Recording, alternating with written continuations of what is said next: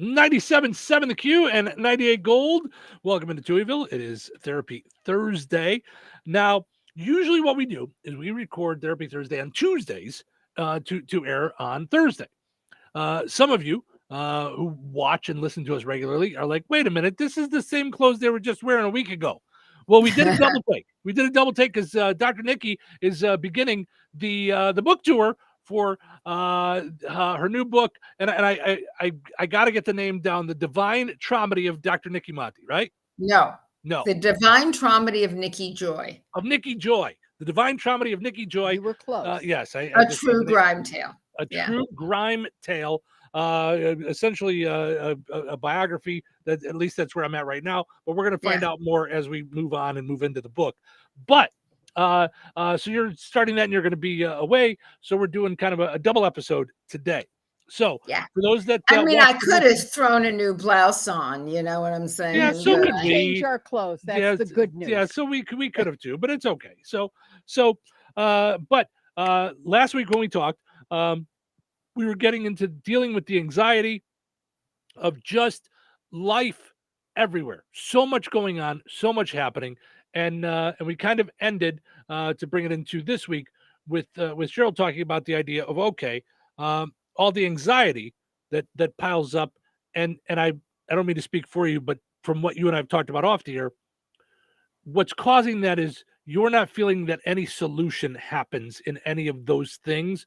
So then it leads you to where I like to say your wick is already short. So now it transpires into anger. And you were asking Dr. Nicki, how do we deal with that anger? Last week, where it turns into to anger. Yeah. It's not just sadness. It's anger that leads to sadness. But I loved last week's where we talked about embracing your tears or respecting your tears, because that got me overwhelmed when we taped. Yeah. You know, just because it is true that it is a solution, but it's actually should have reverence. Like we should pay the respect to it, and then I'm not alone in feeling it, because I that was the first thing that I was like, okay, so this is not just me, you know, taking a walk on the deep end there. Right. No. Right. But P.S. Did you miss the multi-million-dollar protest? You know, that we did that thing. That at what point did you hold on to the idea that you were alone in all your stuff? Yeah, I know I'm not, but it still feels like I am. Well, here, so it's alone. So not alone in some of the feelings about what's going on in the world and politics and things like that. But Cheryl feels alone sometimes just in dealing with everyday life. Yeah. And I think that's a whole different kind of scenario. I saw somebody once said, and I looked it up, they said sadness comes from a perceived lack of options leading to hopelessness, where anxiety stems from having too many options but no clear direction on how to get through those options. It's not bad. I wouldn't the sadness I think is more a potent answer than that. But yes, that's pithy.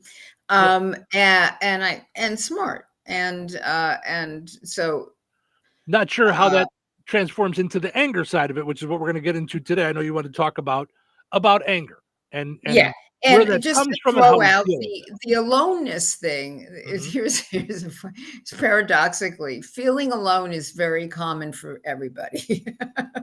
Wow. So, you know, aloneness is talked about, not quite, or loneliness. People talk about loneliness, or I feel outcast, or I feel like I don't belong. There's various versions of this, right? My nose is pressed up against the window. I can't, no one really gets me. There's a whole basket of things that are really people talking about being alone. You know, I encourage the idea that of transforming alone to all one. and realizing that there is a oneness to all of our feelings are what connects us. It's not our stories, really. We can use our stories, but but the feelings are what connects us. And so whatever feeling you're having and whatever version you're having, and I 100 money back guarantee, 100% money back guarantee that there other people are having those feelings too. Maybe not exactly about the particular thing, but probably whatever the particular thing is. I'm feeling rageful and sad about the way my children are such and such and such. I'm feeling, I'm feeling marginalized by the fact that I've got all these different ethnicities inside of me, and people are talking about ethnicity as a problem, or wherever you go with it, right? There's going to be a whole raft of people that could join you in that. But there's something about our fear of connection, to whatever degree. People leave a different thing. A lot of people have pieces of that. The fear of connection. What if I share what I'm feeling and people stare at me like I have two heads? I mean, because they have no idea what I'm talking about. That almost never happens. They may be unwilling to discuss with you. What you say might scare them because it resonates so deeply with them, whatever. But people, we're all feeling all the feels. We might apply it to different things, right? So, and in terms of aloneness, and I won't go into a big friggin' lecture on this, but we are alone in the sense that we're in a separate body. I know, not, except for conjoined twins. Right, we are. No, it makes sense. Yeah. We're born alone, we die alone. Mm-hmm. That means even if we're surrounded by a raft of people, we're dying. Mm-hmm. There we assume, and turns out to be true most of the time, they're not. They're in witness. So there is this sense of, to me, it goes back to, this is really bizarre, being alone in this body. That's not the way I started. That was it's not organic. We're born connected. And then we're thrown out of paradise. And we scream about it. And well, we should. Right? Wow. So there's a kind of an organicity to that feeling of aloneness. It doesn't quite feel right. Wow. Some people know that, most people don't, but that to me is a big piece of what happens. Okay. So now what's the wonderful thing? And then I'll go to the anger. The wonderful thing about the awful things that are happening. The wonderful thing about the awful things that are happening is that many more people are provoked and stirred up, i.e., awake. Too many are still not. But as the chaos continues, more and more people are going, whoa, wait, no, because I thought when I was, that's not what I meant when I said go do. No, I didn't. What? What's happening? Mm-hmm. What do you mean there are no more scientific research? What? Well, how's that going to turn out? Right. Have we got a long plan for this? What is happening? Right? Mm-hmm. It's like, I'm just going to tear my house down today. Mm-hmm. And then what? Oh, I hadn't really thought about that. I don't know. I think it'll just be good. Let's just tear it down. Mm-hmm. We'll start over someday. Those kinds of things. Okay. So then we go to the anger, right? So anger is a secondary defense that stands like a guard or door of the house in front of fear and grief. Fear and grief feel more dangerous. Anger empowers us to some degree. It's the fool's gold of empowerment, but it empowers us to some degree. It feels like we got a little, little pump up of adrenaline when we get angry, right? Yeah. If it's a little spurt, if it's a screaming, ooh, that's yum. So we get this adrenaline. Yum. The problem is, right after we get it, we come down from it. And so then we feel kind of empty, or we feel guilty, or we feel, depending upon what we've done with the anger, or we feel terrible and bad about it, right? The thing to do with the anger, by the way, is to, first of all, understand what is really going on. Am I afraid?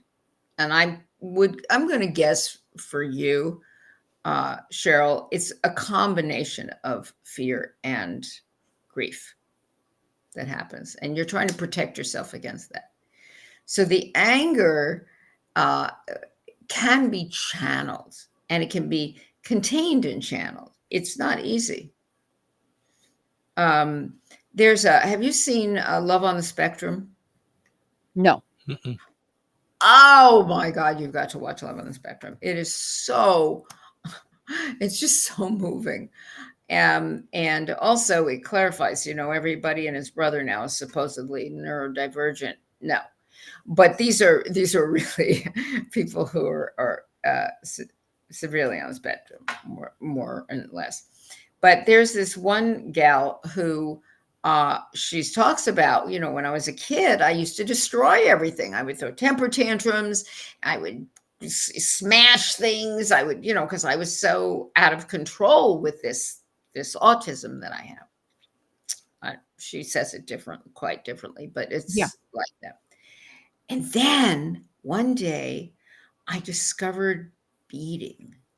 I discovered beads, and she makes jewelry out of beads. She constantly uses, she throws it into doing. She's got tons of it. She's never not rechanneling that fury that she was born with. Got it. You see. And it's an extreme example, obviously, but is it extreme? Because I think, for instance, the bullying is anger channeled wrongly. Desperation. I don't have any power. Oh, I hate you. Mm-hmm. Or how can I stand in the center of knowing what I have power over and what I don't? And be generous with it. So anytime I get angry, and I used to have a hair trigger, I mean, half a hair trigger, the really thin hair trigger. And I was up. Oh, noisy. I know it's hard to imagine because I'm so chill.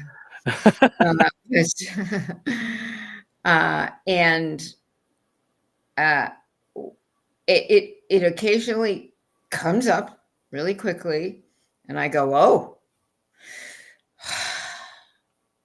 Then I usually have to apologize to someone, which is so annoying. And that's what started to happen. Every time I got angry in that way, I had to apologize, because that was right. And then you feel worse. No, I don't feel worse when I apologize, but it's annoying. It's a whole cumbersome process, because you have to really apologize.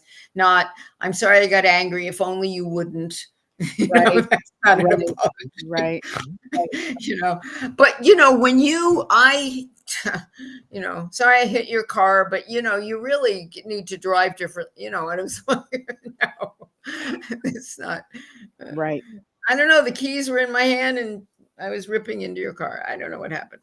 No, you have to, it has to be a real apology. So I had to apologize so much early on in, my sobriety. I had to apologize so much that I just stopped being as angry at people, because it was just too, the process was labor intensive, So, but if you reconfigure, you've only got a couple of things you're going to be angry. You're going to move to anger over. and it's going to be based in your, and so this is the long process. This is going to be based in your original theme. Mine was if I'm not being paid attention to, or if I felt discarded, because that was one of my things, right? How about shame? Um, Shame is a good thing to address directly. If you feel shame, why would that make you angry? Because I'm embarrassed. Well, that's another word So for shame. whatever, That's yeah. that's the polite word for shame. So the situation, yeah, I don't know. You're embarrassed about what? Are you embarrassed and you get angry out of the embarrassment, or are you embarrassed because you're angry? I'm not embarrassed because I'm angry. Good. I would say the opposite, right? I do something that looks really stupid that I should have been smart enough to have avoided. And Who's then making this decision about what looks stupid? I am, Uh-huh. I think. So you do something that you think looks stupid.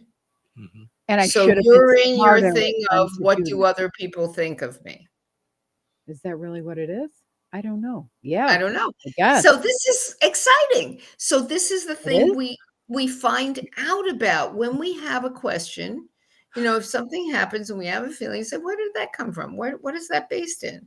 We do vertical thinking. We go down deeper and deeper and deeper. We dig in till we hit, the oil Yeah. pressure, and we figure out, what am I really feeling here? How do you do that when you're in your feeling? You have to stop it You or have to stop it. You have to say, okay, wait. Then we sort of get smart, right? So I just had this outburst. What's that about? What's that about? Huh? I don't know what it was about. Yes, you do. Okay, if you did know, what would it be? You right. might as well ask yourself, Right, because right, there's a part right. that knows and there's a part that refuses to know, right?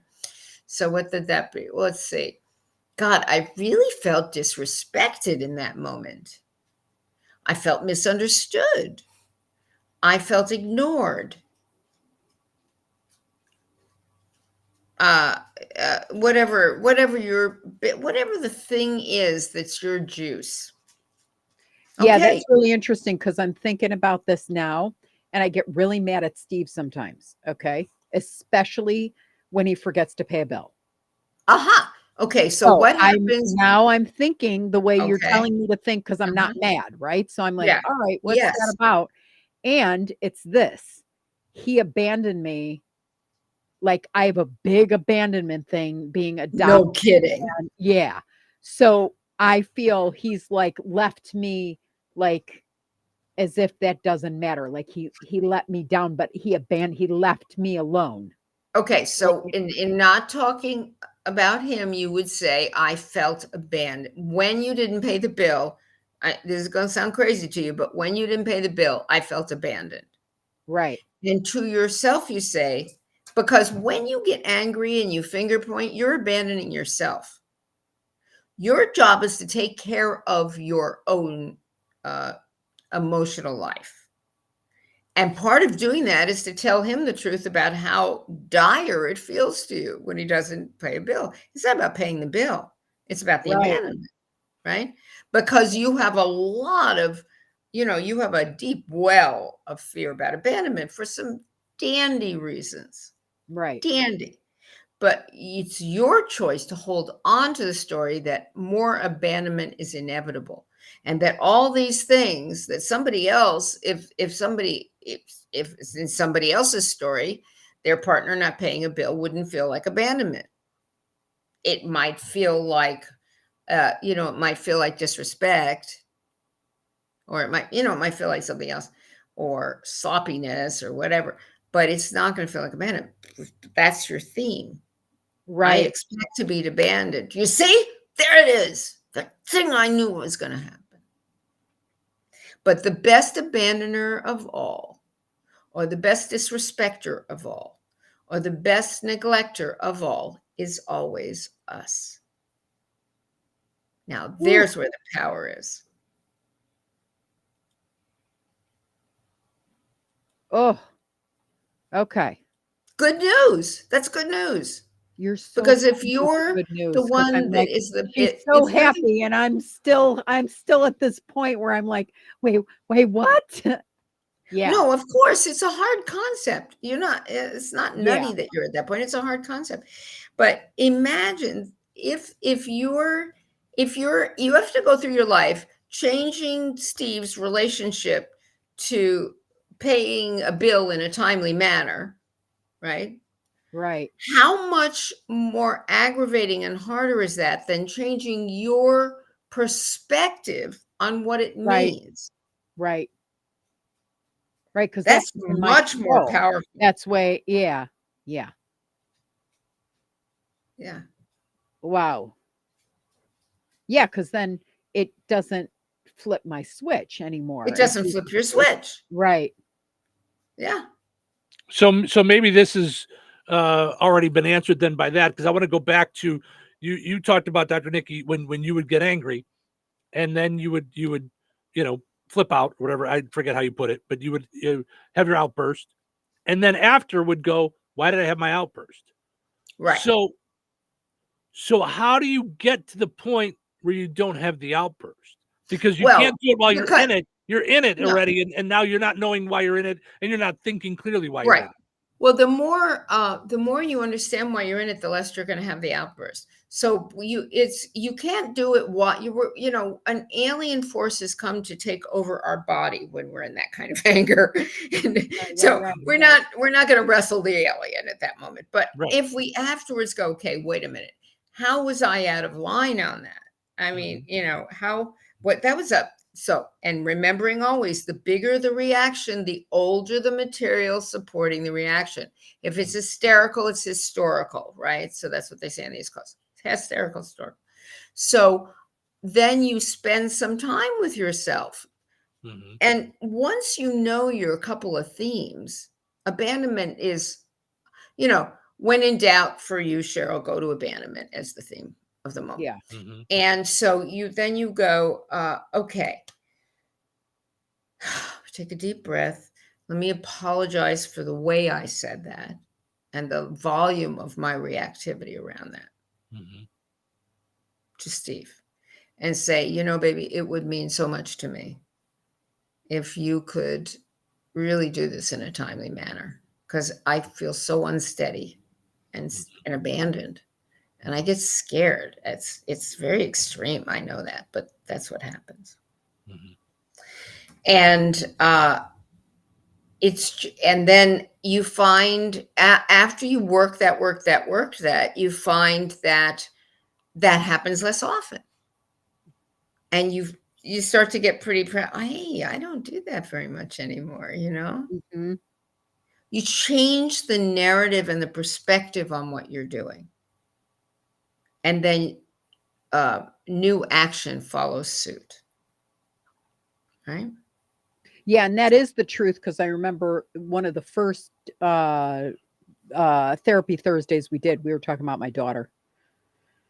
And you said, "What do you think she's going through right now?"